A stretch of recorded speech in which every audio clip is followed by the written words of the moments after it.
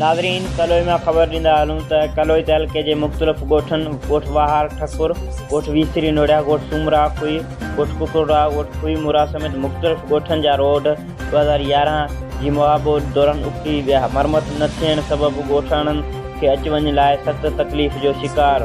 ॻोठाणनि चंदर सिंह ठकुर, सूरत सिंह ठकुर, मोहम्मद असलम, मोहम्मद रोशन, मोहम्मद जाफ़र, मोहम्मद सलीम, मोहम्मद इक़बाल, मोहम्मद अनवर ऐं ॿियनि सख़्त एहतजाजी मुज़ाहिरो कयो त मुज़ाहिरे खे ख़िताब कंदे अॻूणे वज़ीर आला अरबाब ग़ुलाम नबी जे दौर में रोड तामीर थिया, पर सरपारका ज़िले में 2011 जी मुआबो दौरान टुटी तबाह थी विया, जंहिंजी मरमत लाइ असां चूंडियल नुमाइंदनि तोड़े ज़िले इंतिज़ामिया खे शिकायतूं पिणु कयूं आहिनि, पर अमल न थी सघियो आहे।